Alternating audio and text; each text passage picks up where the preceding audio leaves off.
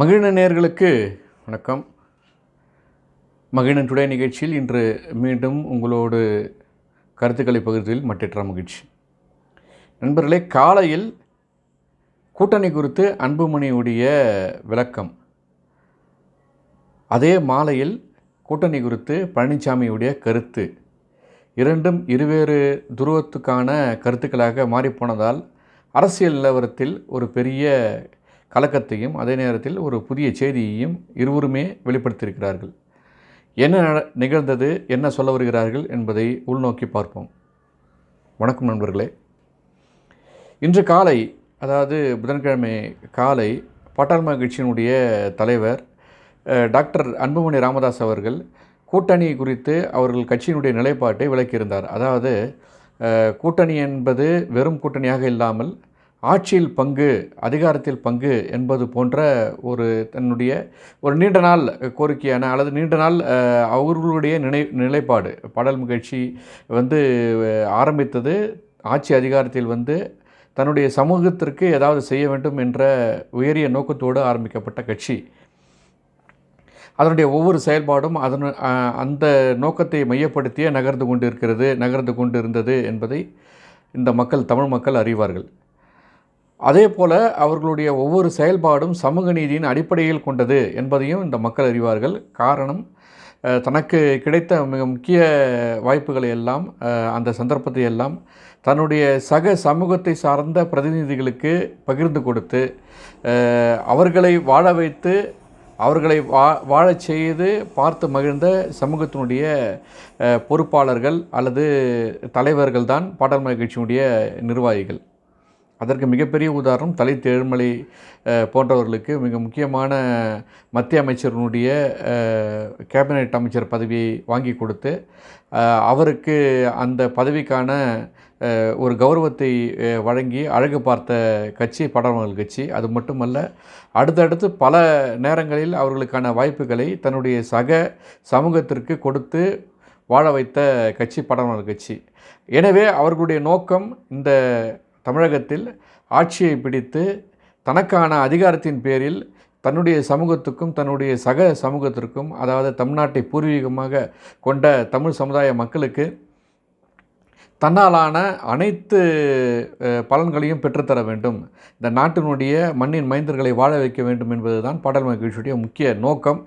இன்றைக்கு 36 ஆண்டுகளை கடந்து 37வது ஆண்டில் அடியெடுத்து வைக்கக்கூடிய முக்கிய தருணத்தில் அந்த கட்சியினுடைய தலைவர் திரு அன்புமணி ராமதாஸ் அவர்கள் ஒரு அறிக்கையின் போது சொன்ன செய்தி என்னவென்றால், நாங்கள் கூட்டணி சேருகின்ற கட்சி ஆட்சிக்கு வரும் பட்சத்தில் அந்த கட்சியினுடன் ஆட்சியில் பங்கு, அதிகாரத்தில் பங்கு என்ற மிக உயரிய நோக்கத்தையே நாங்கள் வலியுறுத்துவோம், அந்த நோக்கத்துக்கு உட்படுகின்ற கட்சியினுடன் தான் கூட்டணி என்ற செய்தியை அவர் வெளிப்படுத்தியிருந்தார். இந்த செய்தியோடு இந்த இன்னொரு செய்தியும் நம்ம ஒப்பிட்டு பார்க்க வேண்டிய நிலையில் இருக்கிறோம்.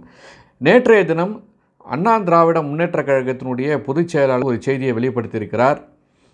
நாங்கள் பாட்டாளி கட்சியினோடு கூட்டணி சேருவதை விரும்புகின்றோம், அவ்வாறு சேரும் பட்சத்தில் எங்களுக்கான வெற்றி வாய்ப்பு என்பது மிக எளிதாக அமைந்துவிடும் என்ற ஒரு செய்தியை சொல்கிறார்.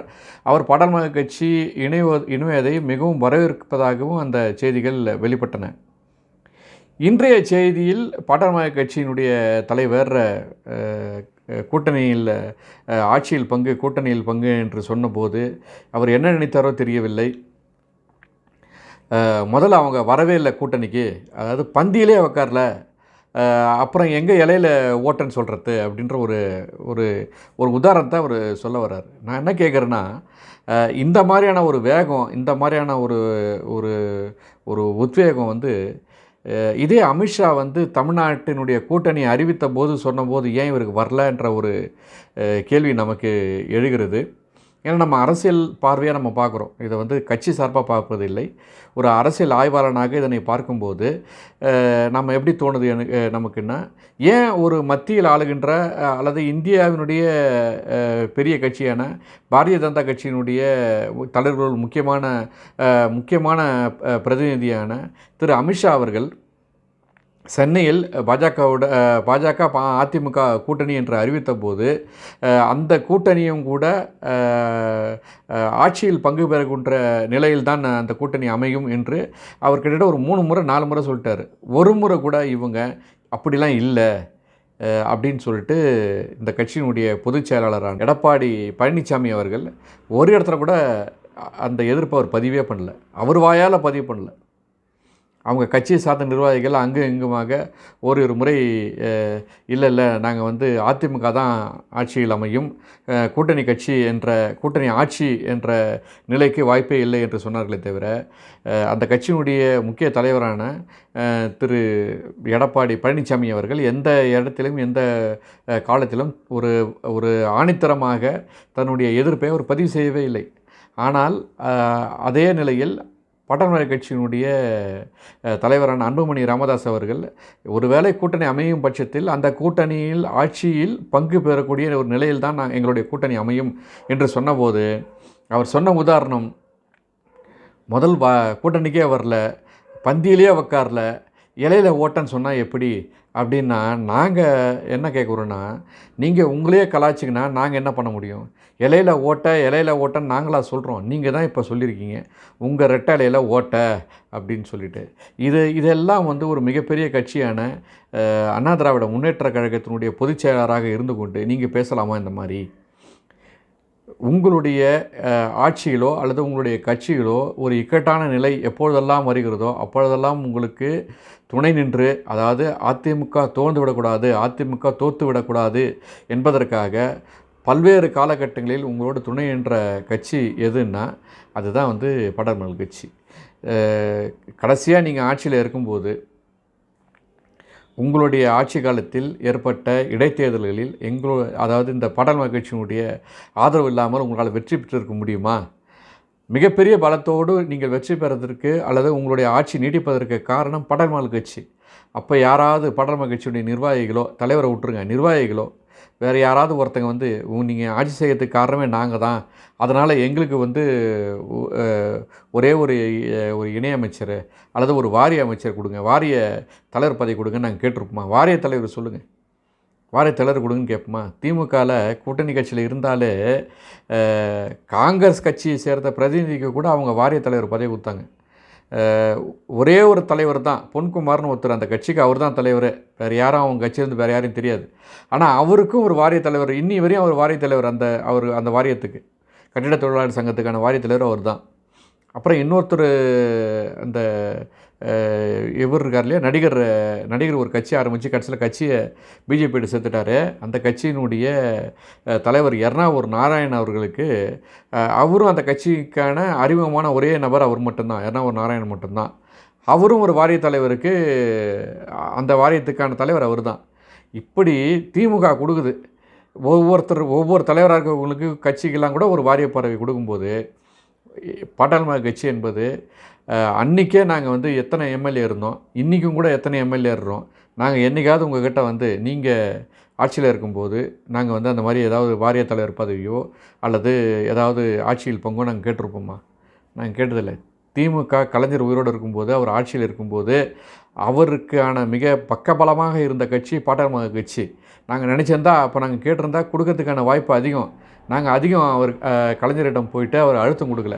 காரணம், ஒரு நட்பு ரீதியான ஒரு கூட்டணி கட்சியாக அன்று இருந்ததுனால், கலைஞர் ஓட ஒரு நல்ல ஒரு புரிதல் இருந்ததுனால நாங்கள் அதிகம் அவருக்கு அழுத்தம் கொடுக்காம நாங்கள் வெளியிலேருந்து ஆதரவுன்னு சொன்ன ஒரே வார்த்தையை கடைசி வரை நாங்கள் கடைபிடிச்சோம்.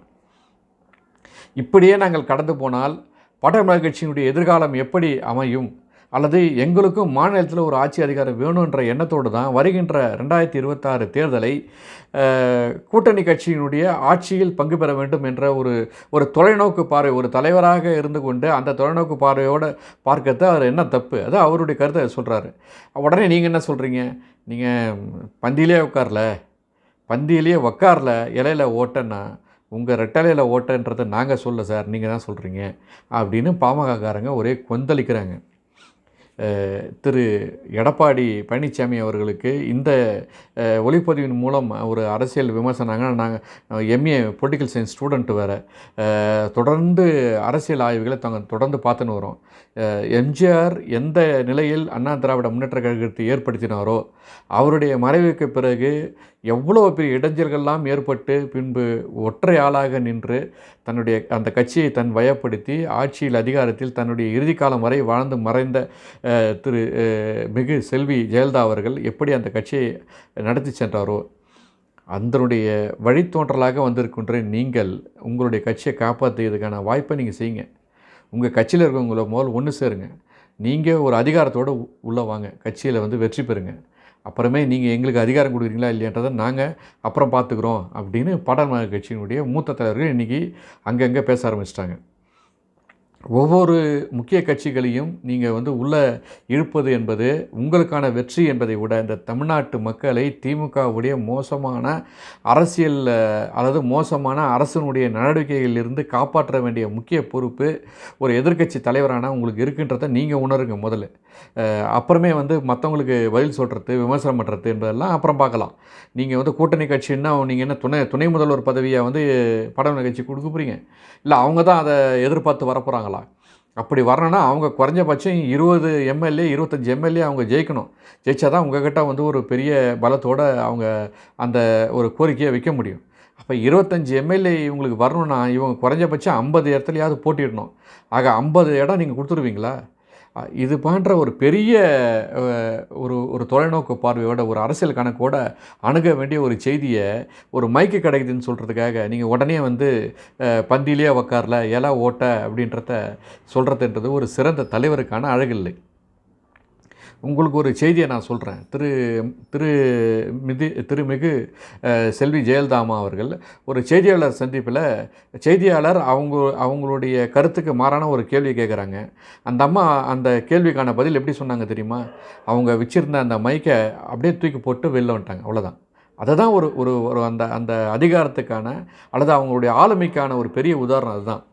அப்படி தான் இந்த அதிமுகவுடைய தலைவர்களை அந்த அதிமுகவுடைய கடைசி தொண்டெல்லாம் எதிர்பார்க்குறான். நீங்கள் இப்படி எடுத்தாங்கோத்தோன்னு பதில் சொல்கிறத அவங்க எப்போவுமே ரசிக்க மாட்டாங்க. உங்களுடைய தொண்டர்கள் இன்றைக்கு இருக்கக்கூடிய உங்கள் கட்சியில் இளைஞர்கள்லாம் இப்போ தான் கொஞ்சம் அப்படி வராங்க. ஆனால் உங்கள் கட்சியை இன்றளவும் காப்பாற்றி கொண்டு இருப்பவர்கள் 60 வயசுக்கு மேலே உள்ள பழைய அதிமுக தொண்டர்கள் தான் இன்னும் அந்த கட்சியை அப்படியே நிலைநிறுத்தின்னு இருக்காங்க.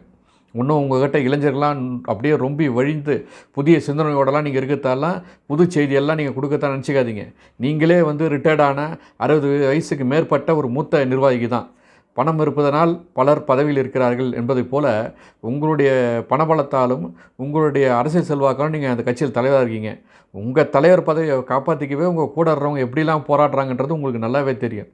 இந்த மாதிரியான ஒரு சூழ்நிலையில் வட தமிழகத்தின் பெரும்பான்மை வாக்கு வங்கியுடைய பாட்டாளி மக்கள் கட்சியினுடைய கருத்துக்களை எல்லாம் நீங்கள் இது போன்ற பொத்தாம் பொதுவாக அல்லது போகிற போக்கில் ஒரு கருத்து சொல்வது என்பது ஒரு திறமையான அல்லது ஆண்ட கட்சியான மதிப்பிற்குரிய ஐயா எம்ஜி ராமச்சந்திரனிலிருந்து அம்மையார் ஜெயலலிதா வரை ஆட்சி புரிந்த அந்த கட்சியை நிலைநிறுத்தி கொண்ட மிகப்பெரிய சக்திகள் அந்த கட்சியினுடைய முக்கிய நிர்வாகிகளாக இருந்த ஒரு இடத்தில் நீங்கள் இப்பொழுது இருக்கிறீர்கள்.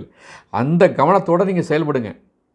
நீங்கள் இப்போது இப்படிலாம் சொல்கிறதுனால நீங்கள் திமுகவுக்கான பிடி மாதிரி ஆகிடாதீங்க.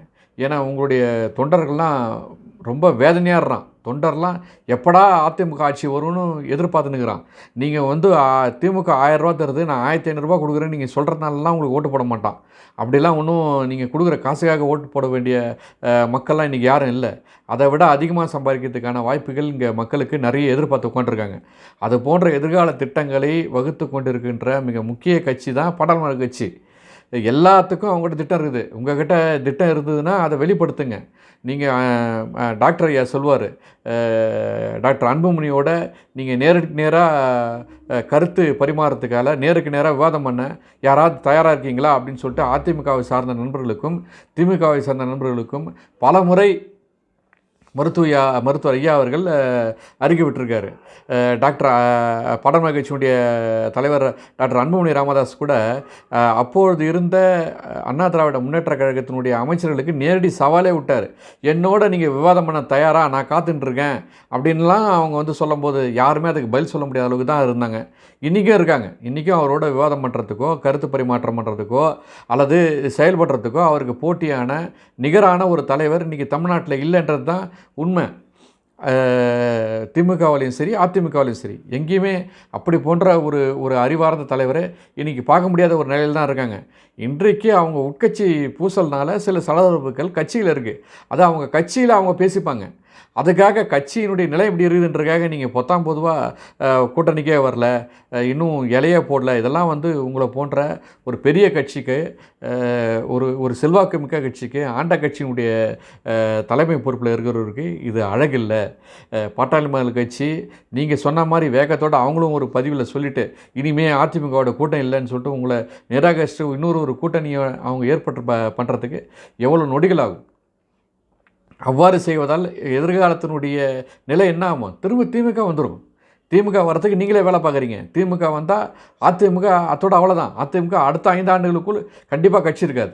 அதை உங்களுக்குள்ளேயே ஏகப்பட்ட பிரச்சனைகள் இருக்குன்றத பெருமதிப்பிற்குரிய அண்ணன் ஓபிஎஸ் அவர்களுக்கும் இன்றைக்கி கூட ஒரு செய்தியில் உங்கள் கட்சியினுடைய முன்னாள் துணை பொதுச் செயலாளர் மிக கடுமையாக விமர்சனம் பண்ணியிருக்கார் உங்களை. நீங்கள் அதெல்லாம் போய் பாருங்கள். அண்ணன் புகழேந்தி பேசியிருக்கார், போய் பாருங்கள். அதெல்லாம் பார்த்து என்ன நடக்குது கட்சியிலன்ற தெரிஞ்சுங்க. உங்களை சுற்றி இருக்கக்கூடிய ஒரு சிறிய மாயோடு தெரியாதீங்க.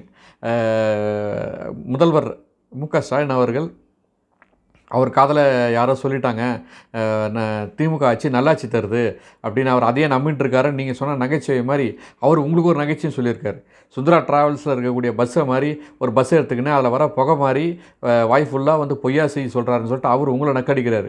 இந்த போன்ற மூத்த தலைவர்கள், மூத்த தமிழகத்தினுடைய முக்கியமான தலைவர்கள்லாம் நீங்களே நகைச்சுவை பண்ணியிருந்தா உங்களை விமர்சனம் பண்ணக்கூடியவங்களுக்கு வேறு நகைச்சுவை தேடக்கூடிய நிலைமையில் நீங்களே பண்ணிட்டா அப்புறம் அவங்கள என்ன பண்ணுவாங்க? எனவே நண்பர்களே, தமிழ்நாட்டினுடைய முக்கிய தலைவர்கள் இது போன்ற அநாகரிகமான அல்லது அவசர கொடுக்கை போன்ற ஒரு தகவல்களை பகிர்வது என்பது தமிழ்நாட்டினுடைய எதிர்காலத்திற்கு நல்லது அல்ல என்பதுதான் உண்மை என்பதை இந்த காணொலி மூலம் உங்களோடு பகிர்ந்து கொண்டு நம்முடைய மகிழன் தொலைக்காட்சியை தொடர்ந்து பார்த்தும் பகிர்ந்தும் லைக் செய்தும் உறுப்பினராகியும் சேர்ந்தும் ஆதரவு தெரிவிக்க வேண்டும் என்ற ஒரு கோரிக்கையை உங்களோடு விடுத்து மீண்டும் அடுத்த காணொளியில் சந்திப்போம். நன்றியும் வணக்கமும்.